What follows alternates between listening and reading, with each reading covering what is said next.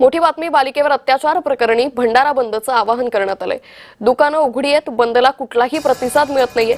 प्रकरणातील आरोपीला पोलिसांनी अटक केलेली आहे। भंडारा शहरातील एका चिमुकलीवर अत्याचार करण्यात आला। या प्रकरणी आरोपीला पोलिसांनी अटक केली आहे। घटनेचं गांभीर्य लक्षात घेता आज आयजी भंडारा इथं भेट देणार आहे। तर जिल्हाधिकारी यांनी सुद्धा या प्रकरणी चार्जशीट लवकर दाखल करून हे प्रकरण फास्ट ट्रॅक कोर्टात चालवावं, एसआयटी गठीत करण्याचे निर्देश पोलीस विभागाला दिले। भंडारा बंदचं पोस्टर व्हायरल होत आहेत, मात्र शहरातील दुकानं उघडण्यात येत आहेत। सध्या बंदला कुठलाही प्रतिसाद नसल्याचं पाहायला मिळत आहे।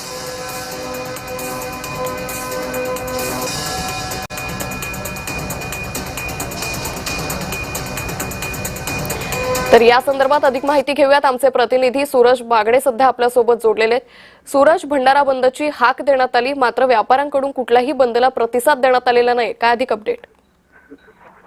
नक्कीच काल एका 30 वर्षीय नराधमाने एका 4 वर्षीय चिमुकलीवर अत्याचार करण्याचा प्रयत्न केला होता। त्यामुळे काल भंडाऱ्यामध्ये खूप नागरिकांचा आक्रोश होता। त्यामुळे आज भंडारा बंदचे पोस्टर व्हायरल होतं। त्यामुळे सध्या आता सकाळी दुकाने जे बंद होती, मात्र सध्या आता 10 वाजता आहेत।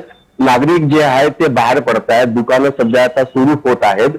बंदला सध्या तरी कुठला प्रतिसाद दिसत आहेत, मात्र सध्या ह्या घटनेची गांभीर्य लक्षात घेता आज एसआयटी आयजी आहेत जे आज भंडाऱ्यात दाखल होणार आहे। त्यामुळे जिल्हाधिकाऱ्यांनी सुद्धा पोलिसांना निर्देश दिले आहेत की ही जी घटना आहे फास्ट ट्रॅक कोर्टात दाखल करण्यात येऊन जी आहे ते एसआयटी गठीत करण्यात यावी। त्यामुळे सध्या तरी भंडारा बंदचा सध्या कुठला तरी प्रतिसाद दिसत नाही, मात्र सध्या गांधी चौकामध्ये पोलिसांचा खूप मोठा जमाव बंद जो आहे आपल्याला पाहायला मिळत आहे। निश्चित सूरज, या संदर्भातले अपडेट घेत राहू। तुर्तास धन्यवाद आपण दिलेल्या सविस्तर माहितीसाठी।